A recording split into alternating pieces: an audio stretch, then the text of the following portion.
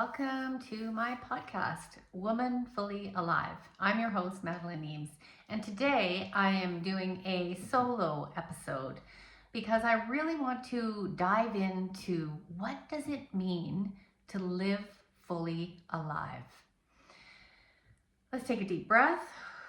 Welcoming your own life force, your own aliveness. This title came to me many years ago, and at the time it was an idea that this was a good title, Woman Fully Alive, and it just seemed to stick. But little did I know just how much this would guide my life, guide my work, and really become, if you want to put a word on it, the end goal: to live while you're here fully alive. So let's dive in and find out what that means.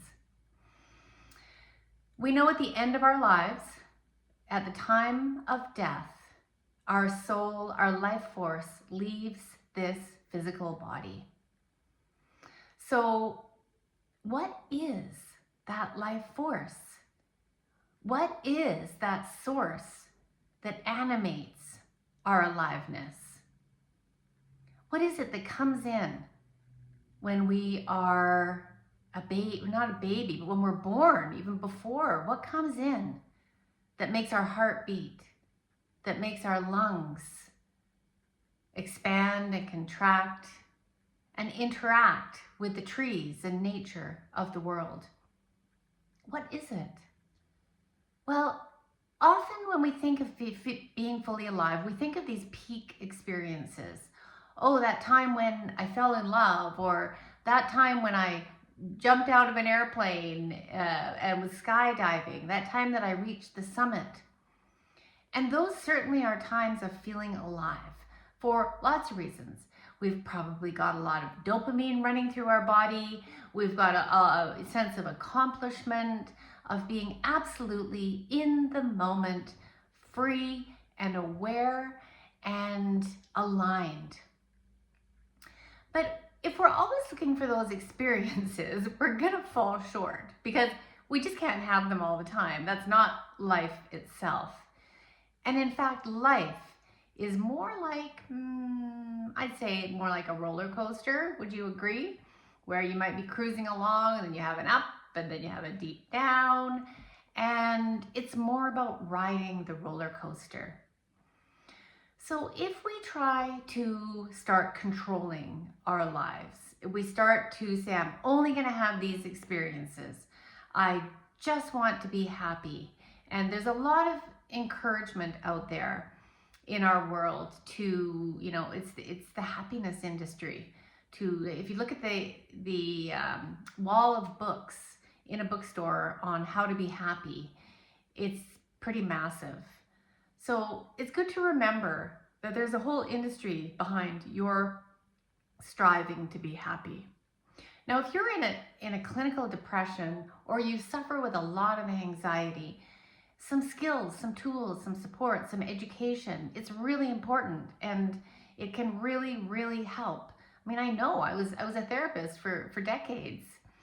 If you're in the deep, dark hallways of trauma, trying to navigate your way, that it's not helpful, and it's darn near impossible to say, just be happy. We don't work that way. And when we start to understand our nervous systems, it starts to take a lot of the judgment out of it. So if we've had trauma, we often go into a protective mode from the world. We fight, we fight ourselves, we fight other people, or we feel irritated, annoyed, all those things, afraid. If we've gone into a flight, we avoid. We don't want to challenge ourselves. We don't want to feel that feeling that we equate with being afraid that perhaps happened during times of helplessness when you had a traumatic event.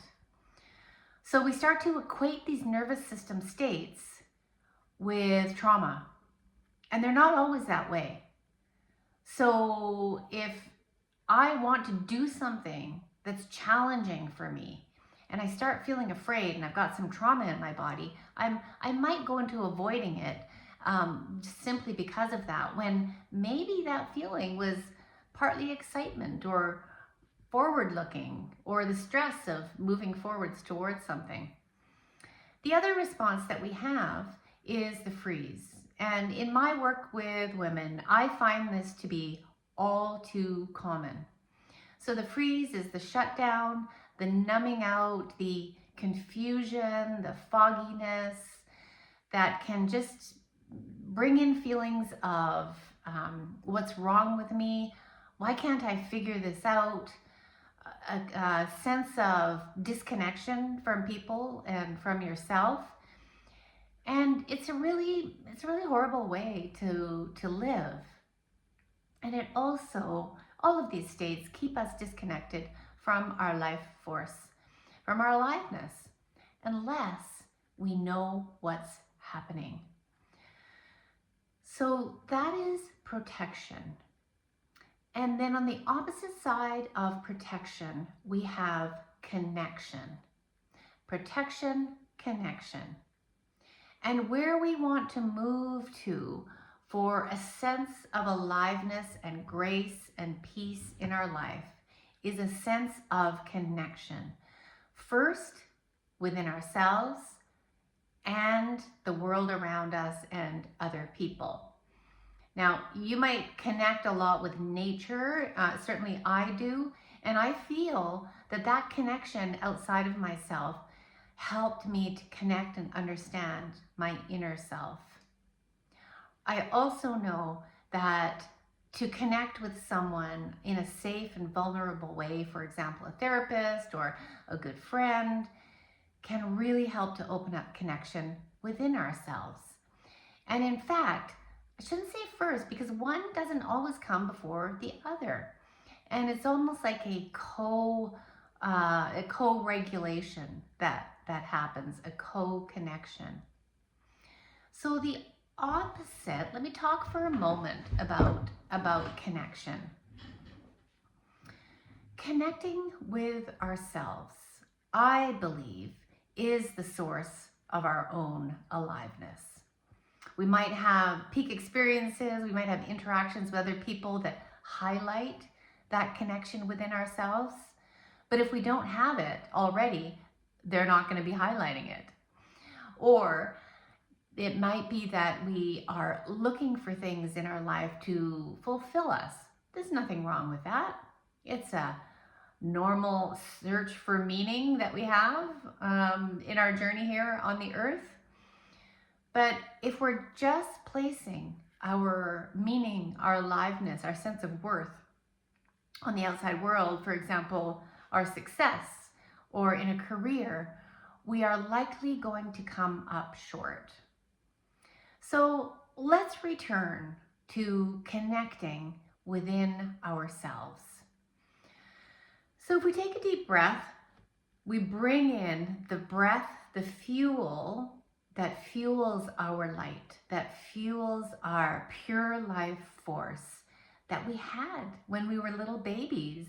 We automatically went into crying and laughing and maybe giggling and just being 100% in ourselves without worry or looking for validation or approval from, people around us. We were just in ourselves fully. And at some point along the way, we learned this idea of self-consciousness. We learned that only a part of our light was allowed. And maybe you were told, you're too much, or you're too loud, or you're too something, or you're not enough of something else. Or we pick up on these things from our caregivers because the same thing happened to them when they were young. So we learn how to dim parts of our aliveness. And we exile those parts. It's like a divide and conquer. So I'm only going to show this part to the world, and I'm going to keep these parts hidden. And this is where we start to divide and we start to create tension shame, maybe shame probably creates this in the first place, and a feeling of not enoughness, not feeling whole, because we have literally parts hidden in the closet that would desperately like to come out. And so we have what I call, and it might sound like a strong word, but we have this inner apartheid going on, where some parts are okay, some parts are not okay. Some are allowed, some are not. Some have full rights, some have no rights. And that is really the definition of apartheid. Obviously it's applied to countries and societies. But what about inside of ourselves? And I'll tell you why this is so important. When we start to give up the inner apartheid, when we start to just bring down the walls and we start to look at the part that's on the other side, we even start to encourage it to come out and hold it and tell it that it's okay, it's allowed, it's acceptable. It doesn't have to do anything or be anything to be worthy. Maybe it's the parts that you're ashamed of, or things that you've done that you just cannot come to terms with. Or parts of you that you learned as a child, qualities that you have, your voice, singing, dancing, being silly, laughing out loud. There's so many rules that we have. I can't even begin to, the parts that just want to rest, that we're called lazy. There's so many parts. And when we start to realize, when we can coax these parts out, let's take the lazy one for an example, because I'll tell you why. Today, I had a lot of things that I wanted to do, that I had to do. And I took more than an hour long bath in the middle of the day. Why? Because I thought to myself, there was a little thought that went, geez, if I was really sick right now, I'd probably just want to take a bath and rest. And then I thought, why don't I do that? Why don't I do it while I'm feeling well? Why do I have to be sick in order to take a bath in the middle of the day if I can? Now, there might be all kinds of judgment in you that come up around that, or must be nice, or I wish I could do that, or, geez, that's lazy, not productive. So all of those judgments keep you separated from that part of yourself that perhaps maybe wants to take a nap. It doesn't mean we have to take a nap or a bath, but we acknowledge that there's some conditioning around it. All right, so let's jump back to connection and disconnection. When we disconnect from these parts of ourselves, and sometimes we don't know even what they are, there's a lot of judgment and shame living inside our body. We create an apartheid of territories within ourselves where we can't move and breathe freely and feel alive. This, unfortunately, from what I have seen in the world, leads to an outer apartheid. That's where we judge other people. We judge them based on our own judgments that we learned as kids. You can see the important implications for this. Now, you're not responsible for healing the world, but you are responsible for healing yourself and feeling better. We all want that. So when we're judging ourselves inside of ourselves, I'm going to see that in someone else and say, ooh, no, I don't like that. Or, that person is like this. And we're going to judge that person. You're allowed not to like people. You're allowed not to hang around with them. But they are equally as worthy just in their being as you are. And that is the truth. Every single human on this earth is equally worthy, was born equally worthy. And it's only what we've learned about ourselves and about other people that keeps us separate, keeps us dividing and trying to conquer.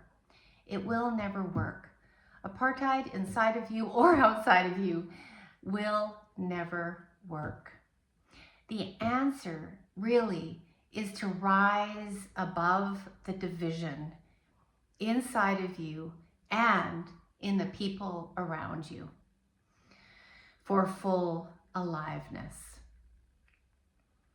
So we start to welcome and we start to acknowledge all of the parts within us, the parts that are vulnerable, the parts that are ashamed, the parts that are protective.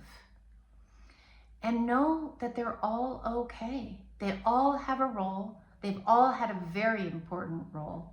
And you are the sum of all the parts, and you're not one particular part. And of course, we know this from internal family systems therapy by Richard Schwartz in the book No Bad Parts. And the more we welcome them, the more we love them, the more whole we can feel, the more alive we can feel. The other way that we get divided, it goes along with it, is by emotions. What emotions we're allowed to feel, what emotions are okay, what emotions are not okay.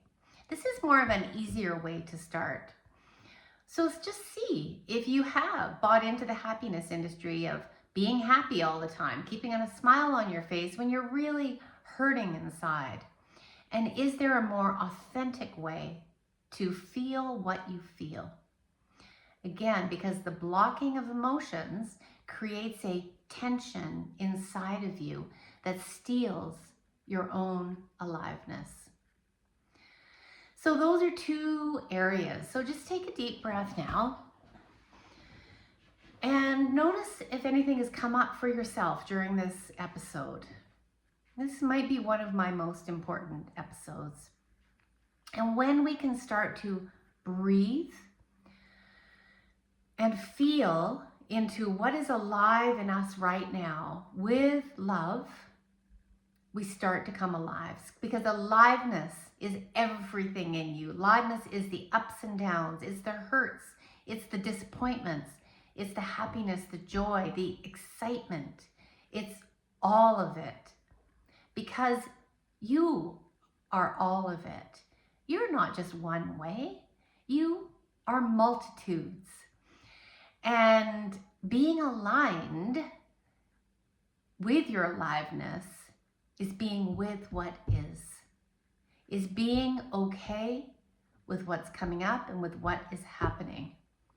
It's not about controlling. But here's a word of caution. I mean, if you have explosive rage, chances are, this does not give you permission to go and just rage at someone or road rage. Chances are you're not really feeling it. You're not really aligned with the anger and the sensation of anger that you feel in your body. Explosive rage is misaligned, misdirected life force, as is war. When we can hold ourselves and hold our anger and hold our rage in a way that we can feel it and allow it and listen to it, that is still alignment. So we have a lot of talk about regulating our nervous system. I don't particularly like the word regulate because it makes me think of control, trying to control ourselves. We've been taught that as kids. But if we were taught to feel what we feel and really take care of ourselves, we wouldn't have to control. We truly wouldn't. So feeling your full aliveness is the full expression of you. It's the expression of your voice. It's the feeling of your emotions. It's allowing of your parts and looking after your parts. Maybe some parts just really want to take a rest now, the parts that are tired. And it's breathing a full breath. Now, if you've listened this long, I'll share a little personal example that really brings this work for me full circle. So when I was a teenager, I had an experience that was largely subconscious of quite a serious eating disorder. And like so many girls my age, we just absorb, as sensitive beings, we absorb the emotions and the messages from society outside of us, which instantly disconnects us from our life force. Unless it's something we really want to hear and it makes sense to us and we check in and we think, yep, that makes sense to me. There was none of that happening. Very vulnerable, as we grow up as young women. And so what actually ended up happening was that I was suffocating my own life force. Now, when you're suffocating your body and you're suffocating yourself, you're on the road in the opposite direction of life. And that's not a good road to be on. So through a series of circumstances, I managed to pull myself out of it. And I'll probably never really understand the messages, I can guess, and the feelings and the emotions that were going into that experience because I was so disconnected. I didn't have access to myself. And when you don't have access to yourself, you really are only half living. You're kind of operating on autopilot based on what you're picking up around you. So when you're picking up what's around you, you have become selfless. In other words, no self here, self is out there. But I want you to turn your hands around and become self-full. Self-full is full aliveness. Exactly what the world told you not to be. Exactly what the world calls selfish. This is the only safe and sustainable way to be alive in this world and contribute fully. It does not mean we have perfect health. It does not mean we don't get angry or sad. It means that we are with what is happening in ourselves and we follow, this is the last piece of this, we follow our aliveness. We notice where we disconnect, we notice where we apartheid ourselves, and then we follow our aliveness. So rather than fixing, changing, trying to figure out, something that's broken in you, move to how can I grow and expand? How can I feel what I feel? And allow that to be okay. And now make pleasure my pathway. How can I now make pleasure my pathway? And in the pathway of pleasure, of acceptance and love, and really putting yourself first, sometimes that requires some pretty clear boundaries around yourself and in yourself. Life starts to ignite. You start to feel alive again. You start to feel like I have some agency over my life. You start to feel better because you're not fighting yourself anymore. And when you're not fighting yourself anymore, muscle tension starts to subside and you'll be okay. So aliveness, it's not an end point. It's an ever expanding pathway of growth. And I would love it if you really enjoyed this talk today. I certainly have. I feel alive when I do these talks. That's why it just flows. I'm with you in the moment. I'm not thinking about what I'm going to say. It's coming from my heart. And this is a path of the heart. So if you enjoyed this, hit a like, subscribe to my channel. So make sure that you don't miss anything coming up in 2025 because I have some pathways for you where we can work together to discover and walk down the pathway of your own aliveness, because there's nothing that excites me in the world more than that. I've got some lower end programs and then I've got some high end programs for women that are just ready to do this all and are already at a place that they want more growth, more expansion, but they're probably tired. So Stick around, leave a comment below. Love to know what you think, love to know what you're feeling, and what makes you come alive. All right, bye for now. See you in the next episode.